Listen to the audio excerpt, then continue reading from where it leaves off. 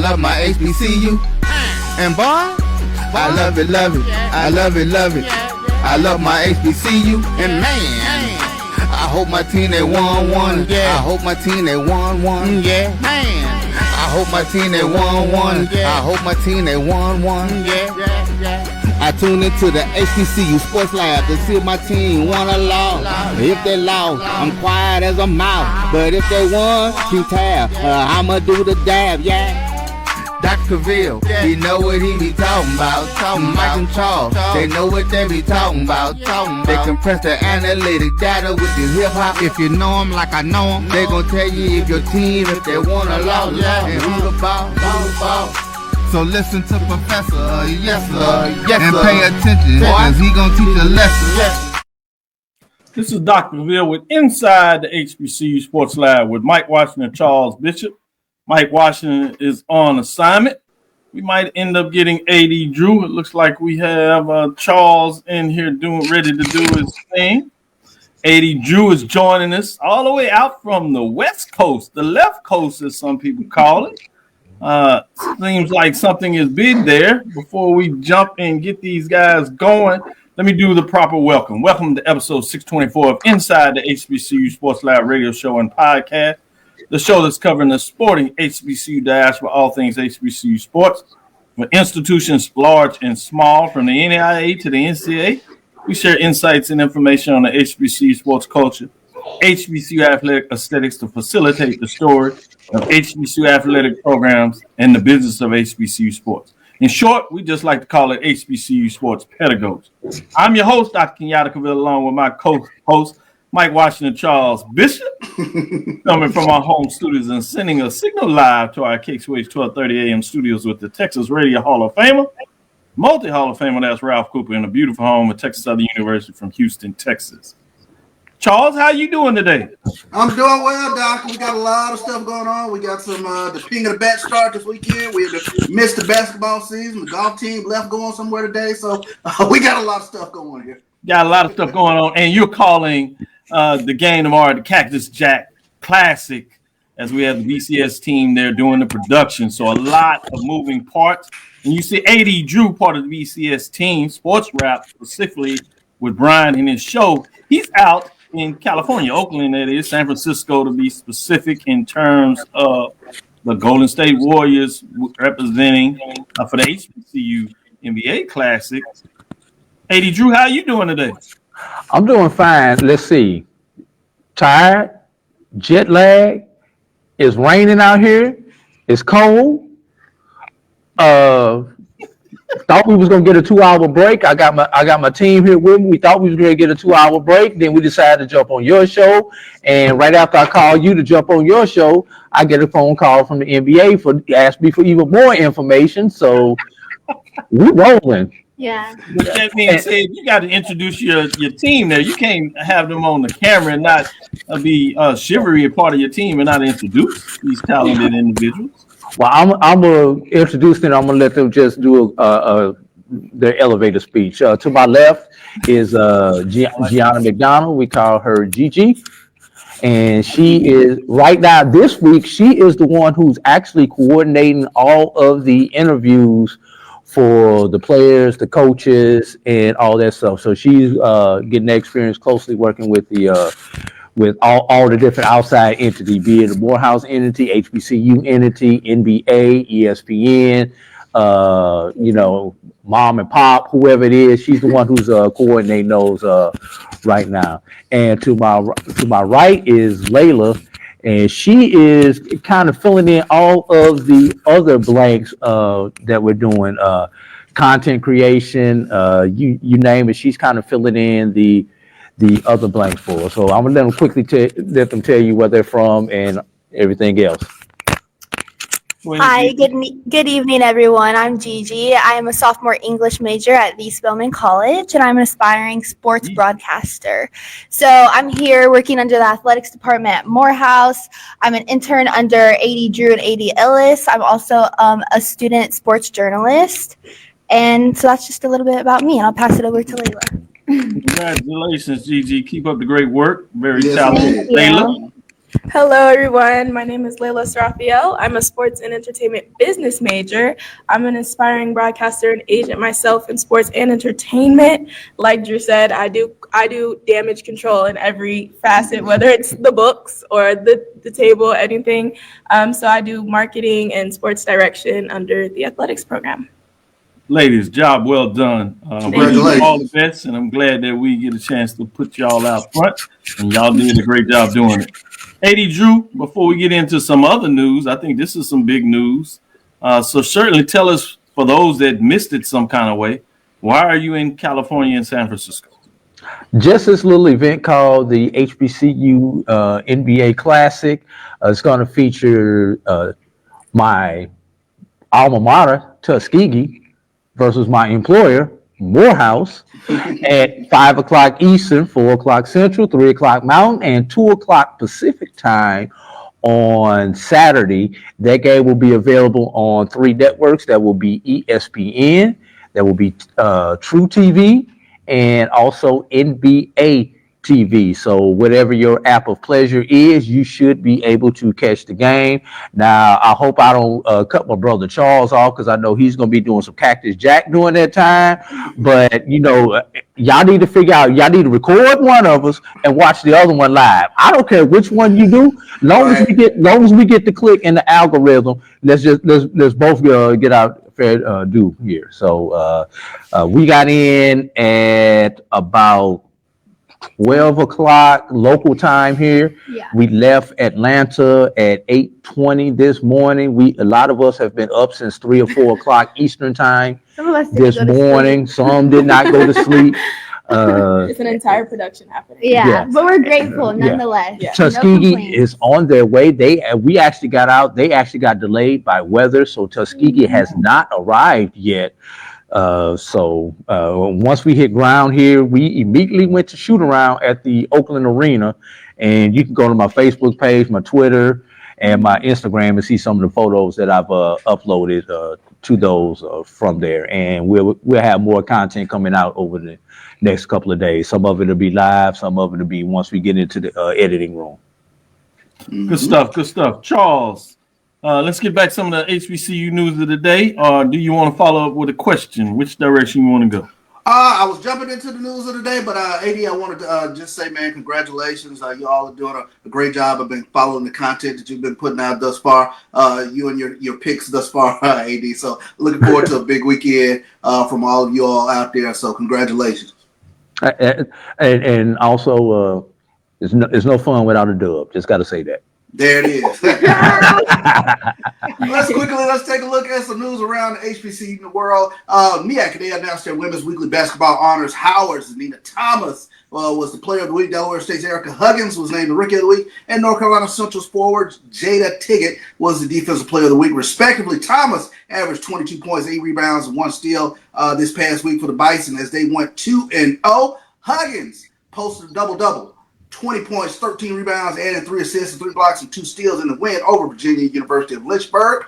And then Tiggett, the defensive player of the week, averaged 8.5 points, 8.5 rebounds, 4 blocks, 2.5 steals, a partridge in a pear tree against Norfolk State. Tiggett registered 6 blocks, setting a new season high, while setting a new season high in steals in the 3 games against Howard. So congratulations to those young ladies for being the players of the week in the MEAC. Got some superlatives in the SWAC as well, Doc. Good stuff. Go ahead and kick that off as well. Yeah, we take a look at the SWAC Women's Player of the Week honors. We take a look at Cheyenne Evans was the Player of the Week. Alicia Wilson from Alabama A&M was the Impact Player of the Week. Aaliyah Henderson was the co-newcomer of the week, along with Bethune-Cookman's Asianae Nicholson. So those were your players of the week over there in the SWAC. Cheyenne Evans, huge this past week for FAMU in terms of what she was able to get done. She was a key contributor this past week. She averaged, get this, Doc, 17 points per game with 14.5 rebounds. Aaliyah Henderson, 12 points this past week for Texas Southern Lady Tigers as they remain undefeated in league play. And Asianae Nicholson from Bethune-Cookman, she averaged a double-double this past week versus Alabama A&M and Alabama State, averaging 13 points to go along with 12.5 rebounds per game. So those were your SWAC Women's Players of the Week.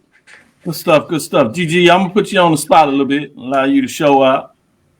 What HBCU is the news of the day for you? What's on your mind? What you think of some good news that you'd want to share with everybody out there? And if you don't have it, I got a little cheat sheet right here of the other notes that he sent out just in case. You might When you initially asked that question, I was gonna, root for my HBCU. like Cedric Taylor being named SIAC Player of the Week. Right. That's a highlight. Shout out the Maroon Tigers and shout out Cedric Taylor III for his accomplishment. Right. Proud of him. 30 points in a game, or was it 29? 29. He pulled about. Almost 30 points in the last game. So we're definitely proud of him. He's a hard worker for sure. Layla, go ahead. Your turn. Do your shout out. What do you want to get out there? And let me tell you, we're very prideful in our school, so I'm going to piggyback off that and give my round of applause to Morehouse for their season thus far. They've had the historical win against Howard University this season. We look forward to creating history. Right, we look forward to creating history again this Saturday. So we are looking forward to making history at Morehouse, as we always do. Yeah. Good job. One last time, Drew, give us where everybody can, the time and where everybody can check out the show for those there, how they can get tickets. Tickets, you can actually, the easiest way to get your tickets, if you have not gotten tickets and you're in the Southern California area, the Northern California area, just log on to morehouseathletics.com. The link for the All-Star game and the tickets and everything else is right there on the home page. There is a discount code. I think it is still valid. So don't call me. I'm out of tickets. Don't call me and ask me for tickets. I am completely out of complimentary tickets. If you choose to watch, once again, that is on ESPN, True TV, and NBA TV beginning at 5 o'clock Eastern, 2 o'clock Pacific time. So I thought you was gonna let me say that that SWAC baseball awards came out, preseason awards, and I just wanted to get out there. My alma mater has the preseason pitcher of the year, Caleb Granger. So, but I couldn't do that, and it wouldn't be fair to Charles if I didn't say his alma mater had Jordan McClady as the preseason player of the year. So I just, you didn't ask me, Doc, but I just had to put it out there. I think you did an excellent job of sneaking that in there. Great job. With that, let's go to our first break. We'll come back on the other side. We have some big things waiting for you. Thank you, Drew. Thank you, Gigi. Thank you, Layla, for getting in here. Appreciate y'all, Doc. Appreciate you, Chuck. Enjoy yourself. Morehouse College and Tuskegee University men's basketball teams were selected to compete in the 2025 NBA HBCU Classic presented by AT&T. The fourth annual NBA HBCU Classic will be played in the Bay Area as part of NBA All-Star 2025 and will once again celebrate the rich traditions, on-court athleticism, and commitment to excellence of the HBCU community. For tickets, visit nba.com/all-star.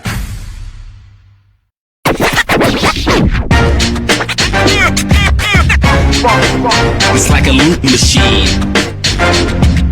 All around town, trying to get down.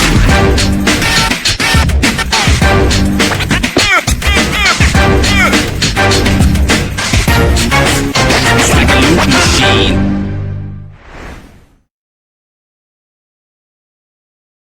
You're looking for the latest information on Southern University sports, the Southwestern Athletic Conference, and HBCU athletics. There's only one place to go. Tune in to the Carlos Brown Show, exclusively on the Black College Sports Network. It's never too early to plant the seed, to share the tradition, and instill a sense of pride in your HBCU with your little ones. HBCU Pride and Joy Children's Boutique helps you share your school spirit with a wide selection of adorable kids apparel and accessories officially licensed from your favorite HBCU. Visit hbcupridejoy.com and follow us on all social media at HBCU Pride Joy on Facebook and Twitter. Hey y'all, it's your girl Sonia from She Say Sports. Make sure to check us out every Friday morning at 9 a.m. on Black College Sports Network, YouTube, and Linktree. And please don't forget to subscribe to our YouTube page.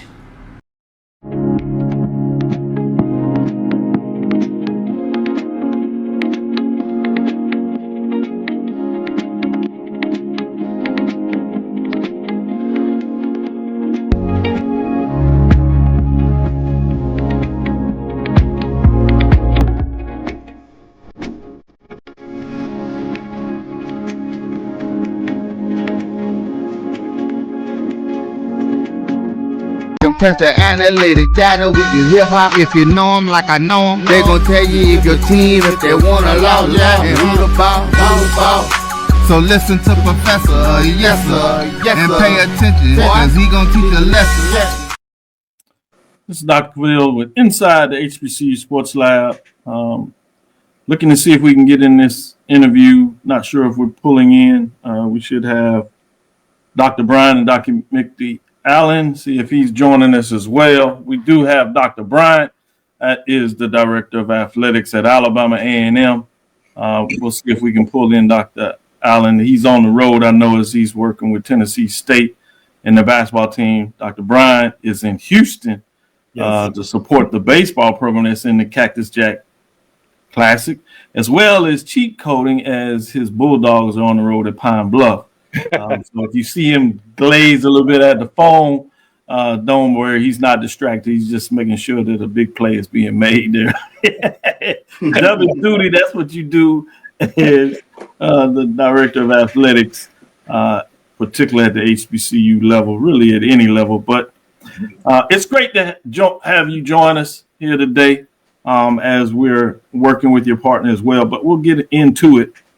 One of the things we wanted to talk about, among other things, is the announcement of this 4-year deal between Alabama A&M and Tennessee State in terms of a football series. Yes. But as we get going into that, we're going to save that a little bit. I want to talk a little bit about just your program since we have you here, Alabama A&M.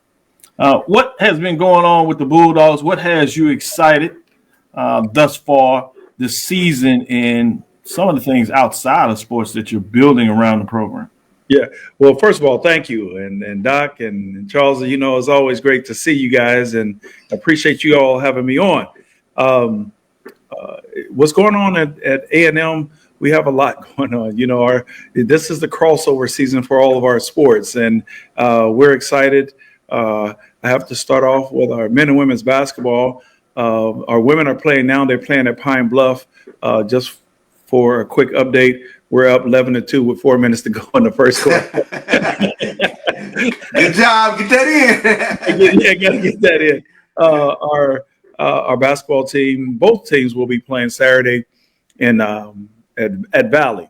So you know, it's that time in baseball. We're here in Houston about to play in the Cactus Jack. But I would like to also say our softball team, they played last weekend. They opened up last weekend, and we went 4-0 in the tournament. So we are. I think our sports are trending up. Our golf team, they showed off a little bit yesterday about. I saw the reveal. Yeah, the reveal of their gear, and so you know that shows me that our student athletes, our sports, they're excited about what they get, with how they look, how they're going to play, and so those are the things that are happening. And I have to mention this. Sunday was a big day for Alabama A&M. We had a commercial that was on Super Bowl, and they showed it twice during Super Bowl, and we've heard a lot of things about how much it costs and that sort of thing, but I have to say our president, Dr. Daniel K. Wims, and our vice president of development and marketing and communication, Jamal Ali, they had a vision to expose Alabama A&M to the world, and that was showing our commercial that spotlighted our students, and I thought it was fantastic. So those are a couple of quick things that are going on at Alabama A&M. Roy, if you could check the mail, if you would check, I think Dr. Mikki Allen is in the background trying to join, so we want to bring him on and don't belabor the point. I know we got a lot of folks doing double duties, but we'll try to get you in. Dr. Allen, I know you're right in the mix. We apologize for that. But with that, Charles, let me allow you to ask Dr. Bryant a follow-up question. Sure, and let me start here in terms of kind of a two-parter in following HBCU sports. these two programs, they've played a home and away in men's basketball over the last several years. But I wanted to ask, what has been the reception by the fans regarding that arrangement? And then I guess the second part of that, did that help in any way in the partnership between the two institutions for the football series? Yeah. So Dr. Allen and I, we're good friends, and we began to talk about this. We're playing in basketball, and so they came over a year ago, and Dr. Allen and I sat at half court and watched the game. He and I began to have conversations about not only just doing it here on the court, but getting involved in football. And yeah, it took some restructuring and some things, but we wanted to make it happen because our fans, that's what they wanted. They wanted to see that. I don't think we played since 2010, and they wanted to bring that rivalry back. But it took Dr. Allen and I to really sit down and talk about the legacy of both institutions and what it would mean to that legacy to bring that game back. And we were able to do it and do it for 4 years. And we're not only looking for 4 years. We've done it for 4, but we're going to look beyond that because we're separated by just a few miles. And I think it just makes sense. It makes sense, and not only make business sense, but it makes common sense as well. And so we wanted to ensure that our fan bases were a part of a tradition that will last forever. Let's take a quick break. We'll see if we can take the second break, come back in, and bring Dr. Allen in with Dr. Bryant as he's waiting in the background. We'll take our next break and come back on the other side. Yes, sir. Planning an event? From weddings to corporate functions, CMJ Events LLC brings over 15 years of experience to make your vision a reality.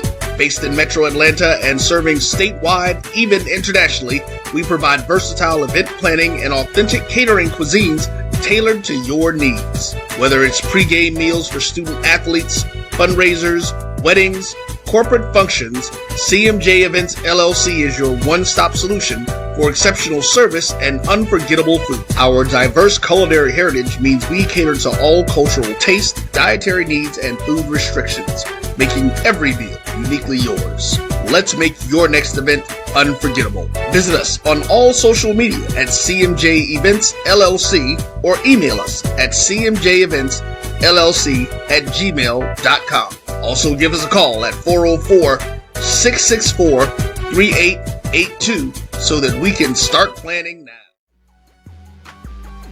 This is the Dean of the College of HBCU Sports, Kenyatta Cavil of Dr. Cavil's Inside the HBCU Sports Lab with Mike Washington and Charles Bishop. Come mix it up in the lab where the course lecture is in session every Tuesday from 6 o'clock p.m. Central Standard Time on Facebook Live, YouTube Spreaker, or the BCSN app, as we discuss all things about the HBCU sports culture, including exploring the week that was in the sporting HBCU diaspora, as well as the upcoming week of HBCU sports. With me, the Dean, the College of HBCU Sports, on Dr. Cavil's Inside the HBCU Sports Lab with Mike Washington and Charles Bishop. Course lecture dismissed. When you're looking for the latest information on Southern University sports, the Southwestern Athletic Conference, and HBCU athletics, there's only one place to go. Tune in to the Carlos Brown Show, exclusively on the Black College Sports Network. Thank you guys for what you do for HBCU athletics. This is a fantastic avenue for all of us. This is our ESPN, so we love what you guys do. Brian, AD, Roy, all you guys at BCSN. We really appreciate what it is that you guys do for us.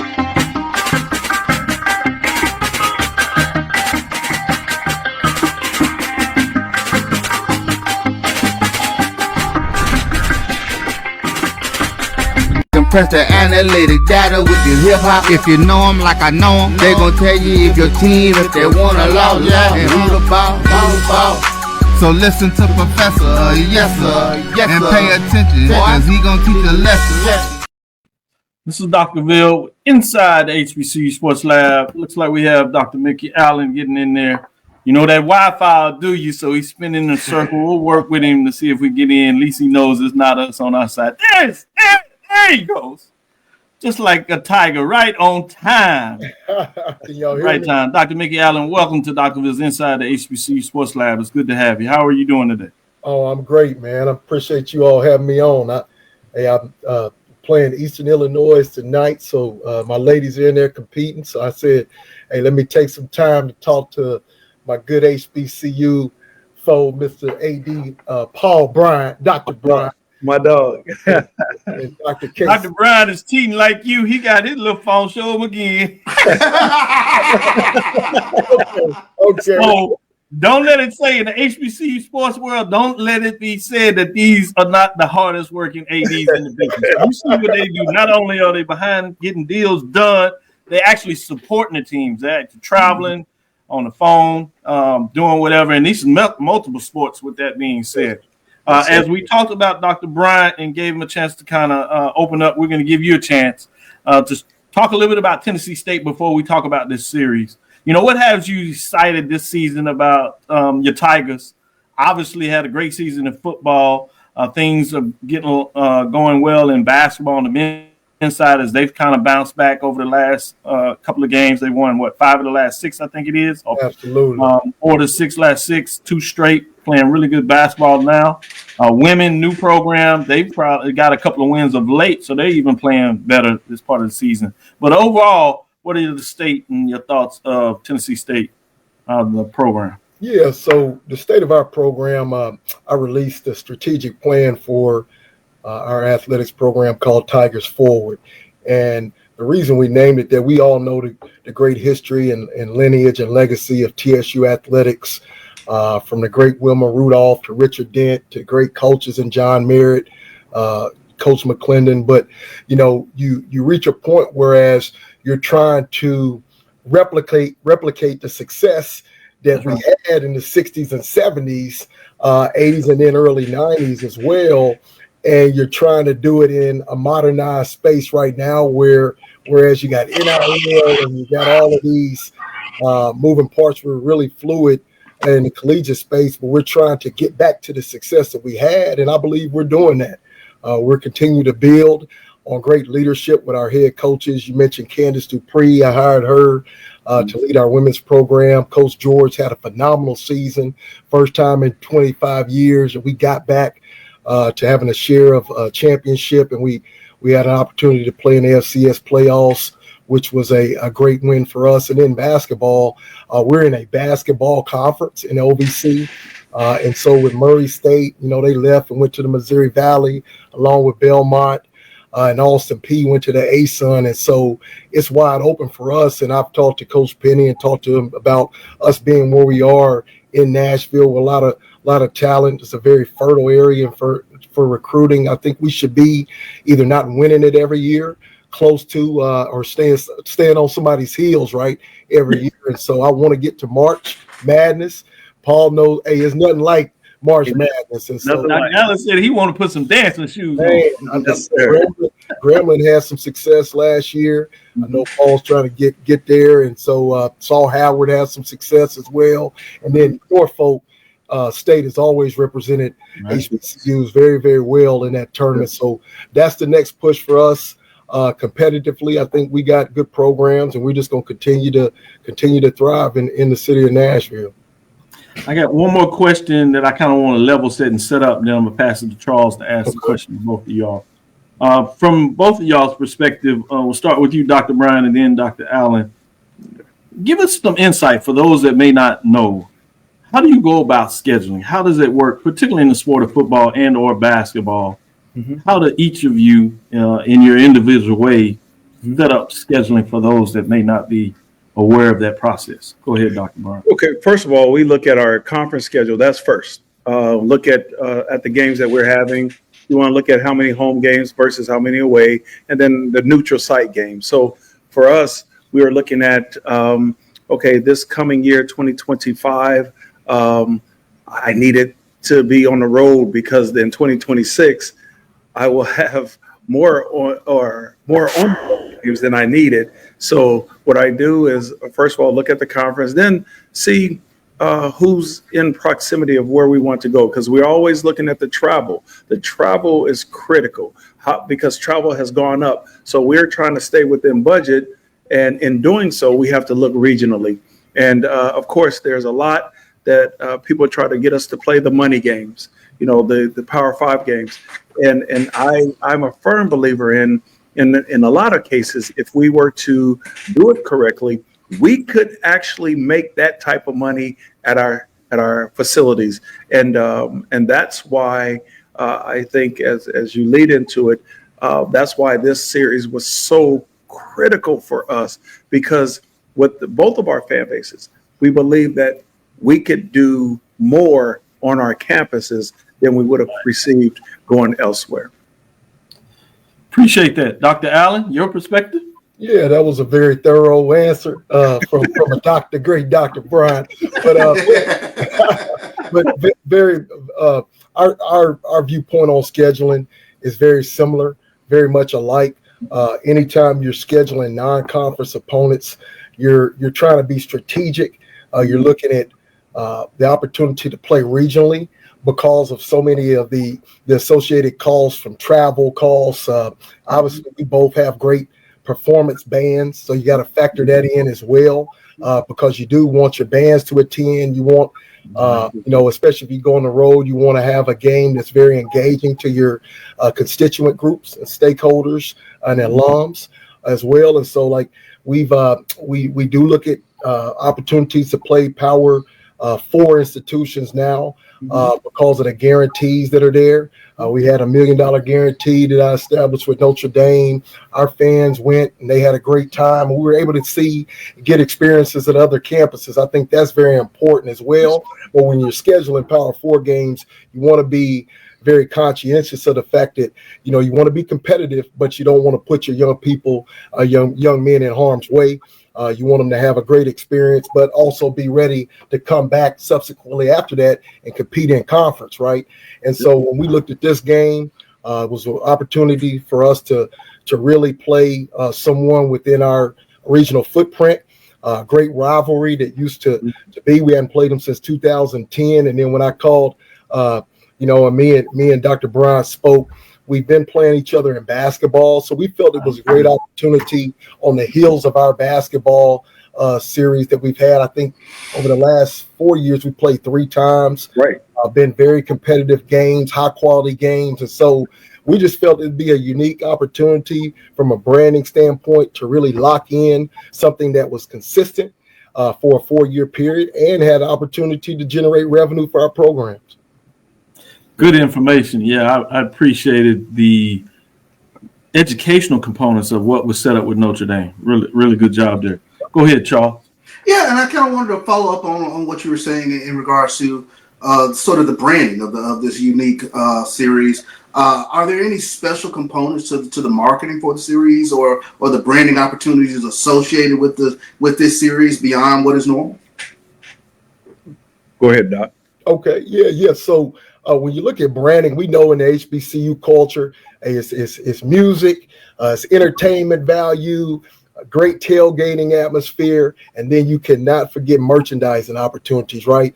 And so when you think about apparel, there's going to be an opportunity with this series really to provide what me and Doc would say is co-branded merchandise. Yes. Very exclusive, right? Around the game, featuring both brands. Yep. We feel that there's some opportunities in the merchandising realm to really generate revenue. And then when you look at just other things that would really show school pride, there's some stuff that we definitely are going to collaborate on from a marketing standpoint. Both of our SIDs have been in touch. Both of our marketing departments have already connected. And when you think about social media campaigns, just generating the excitement around the game prior to the contest here, September the 13th is the first one. So we want to make sure I'm going to take a visit, a pilgrimage in the Huntsville community, really sit down with Doc and his staff and really learn the campus and learn the environment, because on our end, that's what we're selling to. right? We want them to come down the Interstate 65, come to our place, and then we want to make, Nashville a very hospitable place, but make sure that they have opportunities in our area to really engage their alums. There are a lot of alums that went to Alabama A&M in the city of Nashville and vice versa. I got best friends who now kids, we lost them to A&M. But no, this is an opportunity, right, for our folks to see what they're doing there.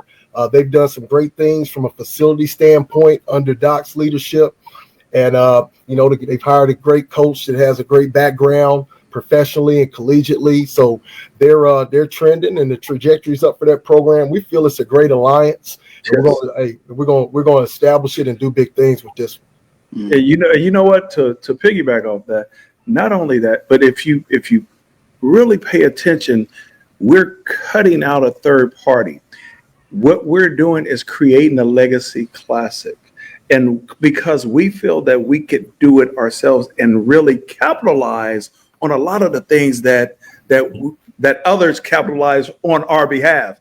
And so, and listen to Dr. Allen. He just said, like, he's taking a visit here to Huntsville, and I'm doing the same in Nashville. We're working this thing together, and it's not just a game. It's a classic. And we're viewing it as that. And this is something that I think is going to be beneficial for Nashville and Huntsville. So we're excited about this opportunity. And that's the way we're looking at it, as an opportunity. I really, really appreciate the framing. I'm going to ask one question and jump right back to Charles and let him follow up with a question. I have had an opportunity to kind of follow both programs. I work quite a bit with Dr. Bryant and would like to work with Dr. Allen in terms of what you're doing. But I've noticed what you've done on the basketball side, particularly some of your non-conference games. I know we can get money heavy, and there's a rationale for that necessary. But I've noticed that Tennessee State went over to Atlanta to play Howard in the basketball classic. Atlanta, big market, certainly have a lot of HBCU fans. I'd imagine that was purposeful. You already talked about the fact that y'all played basketball, men's and women's, on home and away every other year, which is really nice. Just this year, I saw that Alabama A&M did a classic, if you would, on campus in basketball, where they brought in 3 other schools, including the HBCU South Carolina State. I'm asking this to kind of get the question, how unique is it at the FCS level for 2 institutions to enter into a 4-game agreement? What you just noted is essentially creating your own classic home and home versus just a general home and away for 2 years. Why was that important? And can you share with us, is this something like new, and could this potentially be the way to go for other programs, starting with you, Dr. Allen, and then you can follow up, Dr. Bryant? Yeah, so it's very unique. Standard or conventional alliances are home and home, but I think in the FCS space, what I don't think I know, it's important when you have a neighboring institution that is doing things not only athletically but from an academic standpoint, that they're functioning and have a vision and carrying out the mission of the institution, like your institution. That's where you're trying to schedule those institutions, because it's very important. I know it's important to our president, and I don't want to speak for Dr. Brown, but I know it is for his as well. And so when we had, I do think you would see this, you'll see this continuing in this space, because we've been in a space where there's, like Doc said, there's always been a third party. And with the third party promoter, you get into the situation where you're splitting revenues. And so we're built. So a lot of our programs are built now from a functionality standpoint to market, promote, or control that space. And so this gives us the ability to do that. Even if we brought in a promoter or someone to really handle some of the aspects, we could agree upon that, and we can look at, scaling that. So both institutions can benefit from that. So long-winded answer, but I do think that you'll get to these series more so We had an opportunity to play in Travis's game in Atlanta, which was a challenge against us and Howard. I would like to see the basketball space continue, but I'd like to see like NIT type events that are sanctioned through the NCAA for just the HBCU institutions, right? Postseason play. I've always said there's opportunities, even looking at what would it be like if you had postseason play for HBCUs in the football space. I know you have the Celebration Bowl, but why can't the Celebration Bowl culminate a playoff leading up to the bowl game and give the first round bye to both the SWAC leader and the MEAC leader, right? And establish a playoff, because our folks, we travel. We're going to get on the road just like they do at PWIs. And so if it exists, I don't see why these spaces can't be mirrored, because they would generate a lot of revenue from an economic impact standpoint for the institutions. Fascinating. Great information. Wow. Dr. Bryant? Yeah, I echo that, man. But think about it. We're and Doc Allen, I'm not sure what the payout was for you going to the FCS playoffs, but it's hard for me to believe that you will get access to $1 million at the FCS games. Now at the Celebration Bowl, that's what, both teams have access to that $1 million. And even if it's payout of $850,000 per school, I believe that that's the route that we need to take. Is exactly what you said. That's the route we need to take. Because if you look at the fan base of FCS schools, the SWAC, the MEAC, like the SWAC, I'll speak on the SWAC. Our fan base, they're coming. At Tennessee State, they're going to come. And so that's what we need to capitalize on, because our fan base is stronger than any. FCS, of course, FBS is a little different, but that FCS, our fan base is there.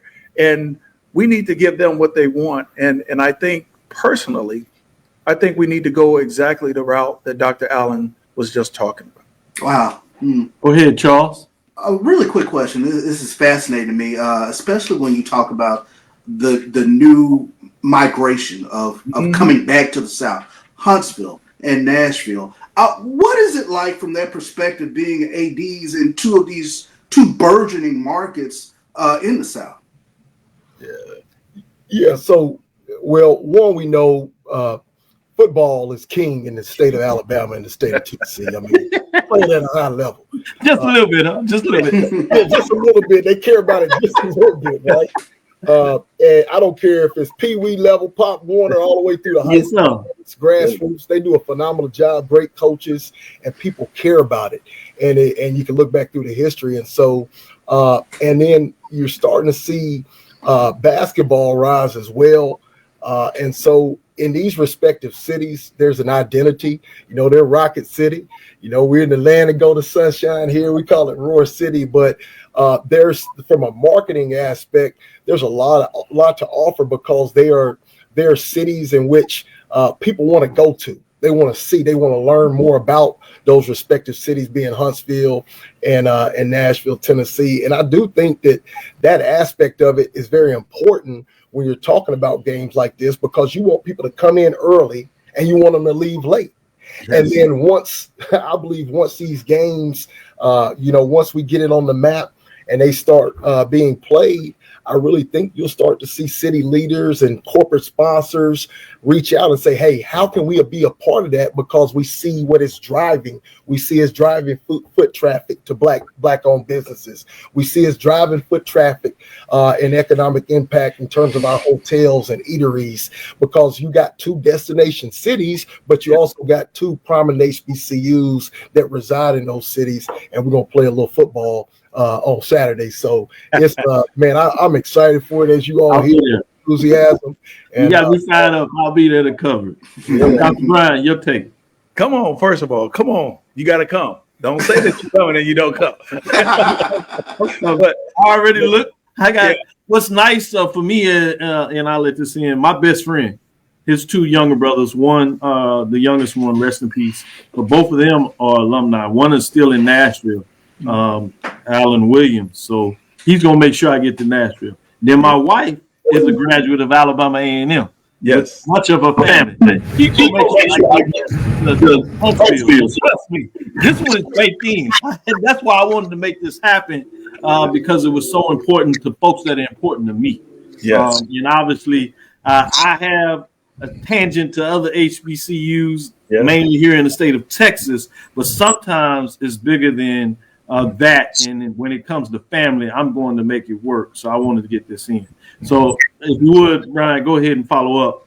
And then we'll give you all to have a chance to give closing statements to make sure we allow you to get back to checking out your teams and doing the work that you do. I think both cities will benefit. I'll just talk about Huntsville. We're looking at the city assisting in this game and the sports commission. So when we talk about economic impact, we look at, of course, heads and beds, right? And so we know that they will come from Nashville to this game. And so what we're trying to do, since we announced it, we are going to include all of our constituents in the city, so that this is just not an Alabama A&M game. And I know Dr. Allen is doing the same. This is a game that is going to be community built and fed. So we're going to really hone in on the local businesses and let them know, once we start showing the data of the impact that we have as a whole and then coming down, we have, when I tell you we have leverage, and we're going to use that leverage to really magnify this game and make this one of the biggest that's coming to Huntsville, and I know in Nashville as well.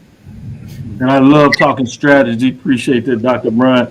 And now talking with Dr. Allen, the strategic framework that he's put in there, it's exciting. I'm going to give you a chance, Dr. Allen, as well, to provide a closing thought for the interview. Yeah, absolutely. Just appreciate the relationship and value it that me and Dr. Bryant have built over the last 3 years. You talked about, how do you schedule? Well, first you have to have relationships. Yes, you got to have them with the right people that understand the economics of sports and what they're trying to achieve for their respective departments. And so it's just a blessing. I've had an opportunity to meet Doc, and we've been aligned on one accord on producing revenue opportunities and really special events for our respective programs. So thank you for that. But again, I'm excited about the opportunity. Doc mentioned just working with city officials, CDC. We're aligned there as well, and just leveraging what we know was data analytics. When we look back at our John Merritt Classic, the highest number of attended games were the games against A&M. It was nice. Yeah, it is. 20 to 30, that was the range. But I mean, it sometimes creeped over 30 when I did my research. And so the proximity of the cities, it makes sense. And so we're just going to continue to do our part, getting on their radio, getting the word out, doing the things that we need to do to really promote and market the first game, because I think if we get out the gate right, I think it will pay dividends to really assisting and increasing and enhancing the experience and the attendance in their marketplace. And so I'm all about that. So I'm working my butt off, man, to make sure that we do our due diligence and capitalize on the announcement, so I could tag it and give the baton to my man in Huntsville, because I know he's going to do great things with it as well. As you've seen, he's done when he plays Alabama State and the great classic they have in Birmingham. And then I know he's aligned in Mobile. And so these are things that are intentional, but they're things that have been done because we're just in a space where we got to create not only a great experience for our young people, but we got to make it make sense for our institutions to fund athletics. Yes, no doubt. And I see what you're doing with A&T, previously Howard, even bringing in Norfolk State. So good moves. With that being said, I'm going to close it on this one here. You also talked about the academic side of the house as a dean, a professor. I really appreciate both of you doing that. But I'm going to push somebody on this one. We got Dr. Cavil. We got Dr. Allen. We got Dr. Bryant. We have Professor Bishop. He's doing his dissertation phase. So, Charles, Let's and go. gentlemen, let him know. Push forward. Tell him Let's you got go. Let's go. Dr. Bishop, let's go. Yes, indeed. Yeah, a terminal degree, just to have that in your pocket. Yes, It's opened up so many doors for all three of us. I know, and it, I did it. I got 2 kids, and so I said, hey, I want my kids to understand that if there's in the academic space, Pops is gonna push it where there's no other degree to get. So just you doing that, and a lot of our young people look up to all three of us because we know the importance of that. So great stuff you're doing there, brother. Yes, sir. Appreciate it. With that, we'll take our last break, come back on the other side, let these gentlemen get back to it in terms of watching the teams, the women's and men's program. We'll certainly be watching ourselves to give some updates, but thank you. You have a place anytime you want to get information out, you can do it right here. With that, we'll take our last break, come back on the other side, and close it out. Thank you. Let's face Thank it, you. Shopping for insurance can be time consuming. That's why when it comes to your auto, home, and life insurance needs, make things simple and trust the experts at Allstate. They will help you get the coverage that fits your needs while helping you bundle your life, home, and auto policies. Bundling saves you money, sure, but it also saves you time, so you can enjoy the things that matter most even more. Contact me, Tammy Haynes, your local agent, for a free personalized insurance quote. Allstate, are you in good hands? There's a shot. That might be. It could be. Right field. Grand slam. What a shot. That's how you get hot, young fella. Thank you guys for what you do for HBCU athletics. This is a fantastic avenue for all of us. This is our ESPN, so we love what you guys do. All you guys at BCSN, we really appreciate what it is that you guys do for us. Are you hungry for authentic Caribbean food like jerk chicken, oxtail, red snapper, shrimp, tofu, and rasta pasta? Well, find your way over to Mango's Caribbean Restaurant, 180 Auburn Avenue, right next to Royal Peacock in downtown Atlanta. Them belly full, but we hungry. Mango's Caribbean Restaurant, open daily from 11 a.m. to 10 p.m. And on Friday and Saturday, we're open till 4 a.m. Come to Mango's and put some spice in your life. Oh, we've got a good thing going. Mango's Caribbean Restaurant, 180 Auburn Avenue, right next to Royal Peacock in downtown Atlanta. For more info or directions, call 404-698-3992 or log on to mangoscaribbeanrestaurant.com. For instant coupons, text MANGOS to 313131. Tell your mama hungry, papa hungry, brother hungry. Mango's Caribbean Restaurant, authentic Caribbean cuisines. Open up the door. Tell them I'm hungry.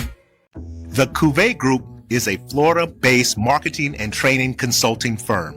We help businesses communicate to their target audience and engage them in conversation. We also help to expand their audiences, which will ultimately result in growth for those organizations.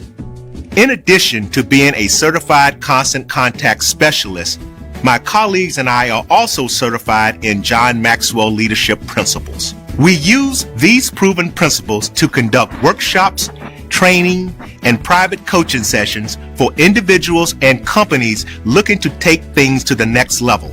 Contact us to schedule a free consultation. Issues today, don't delay. Call Cavil. Compress the analytic data with your hip hop. If you know them like I know them, they gon' tell you if your team, if they wanna lose, and who the ball. So listen to Professor, yes sir, and pay attention, cause he gon' teach a lesson. This is Dr. Bill with Inside the HBCU Sports Lab. We have Charles Bishop, Brandon King, getting back into it. We're gonna do the last part of the segment, get some updates. Let's do some scores before we get in the dialogue and get Brandon King's thoughts on the interview, if he would. When we talk about those scores, just came to an end for OVC in terms of Tennessee State. Tough one for the women as they continue to fight. They lost to Eastern Illinois as they were on the road 65-47. Just some updates on that side in terms of the SWAC. Giving some updates, we'll see if Alabama A&M is faring a little better since we just had Dr. Bryant. They are up by 7 at half, 34-27. You have Texas Southern that is up over Southern end of the first, so it's still early, but they're up 12-9. You have Prairie View up over Grambling with 20 seconds left in the first quarter, 16-14. You have Bethune-Cookman at home over Jackson State early in that game. It's at the half, 28-23. You have Valley trailing at home to Alabama State, 36-31, with 9:40 left in the third. And you have Alcorn State on the road at Tallahassee against FAMU. Close one here, nip and tuck, just about to end the third with 39 seconds left. The Braves are up 46-44 over the Rattlers. Brandon, what did you think in terms of this series, the interview? Is this something that you're excited about, or is this just another matchup? Oh no. I'm looking. No. Look, anytime we can get more HBCUs on the schedule at Tennessee State, I am all in favor of it. Especially, this matchup. So it's something I'm really looking forward to. I thought y'all did a tremendous job on the interview and really listening and getting some of the insight in terms of the framework and how everything came together in some of the plans that they have in terms of the games going forward, and how possibly this could even be a template for other institutions to meet up moving forward. Look, maybe this could be the setup for that TSU game that I've been pushing for the past 2 years. Great point, and way to put in another plug. I like the way you did that. Well, look, I know y'all obviously I know y'all got the ear of the people who can make that happen, so I figured I'd just throw it out there again. Yeah, don't put me on the spot. I try to be low key. I do my best work in the silence in the back room. When it happens, only the chosen few that kind of know and be like, "Well, Dr. Villa got another one." I don't need everybody knowing the business. That would get you in trouble. Some of these folks act like they got to be out front on all the credit. I don't need all that. I just need to know it happened. Those that need to know. With that being said, Charles, I want to get your take in terms of, obviously we saw what took place with the Southern Heritage Classic and the challenge that it has. But to come this on the back door of this, and you got it teased for those that follow Alabama A&M, their show that they did. Dr. Bryant came on there and said that we're working on something that he believes we're going to be able to close out in regards to his fans being excited. But when you look at the combination, do we see something changing? You also have the fact that the announcement was made that Morgan State is going to play Miles College in the Circle City Classic. We've seen that a couple of years ago with FCS D1 versus D2 matchup in Chicago Classic. Obviously, AD Drew this year and previous years, we've seen the Howard and Morehouse Classic. We're going to see more of these, what we call the previous traditional classics, where you would have two FBS programs. Are you seeing that they're going to have to go in a different direction based on maybe the cost restraints associated with it? Well, I think that's what you're seeing. I mean, if it makes financial sense, I think everybody has I want to say sort of balancing the tradition part versus the economic sense part. But economic sense is winning out. Sometimes you might lose tradition along the way for something that creates sort of a new space, and we're starting to see what that new space, some new rivalries, or renewing some old rivalries, if you will, with Tennessee State and Alabama A&M. But I think it's unique when you talk about Morgan State Miles, when you talk about Morehouse and Howard, traditional blue blood sort of names within the HBCU space. But it's unique, and it's exciting to start to see some of these matchups come together and to see these ADs sort of I guess put together a different financial framework, if you will, or a different a framework that you start looking at some of these new classics.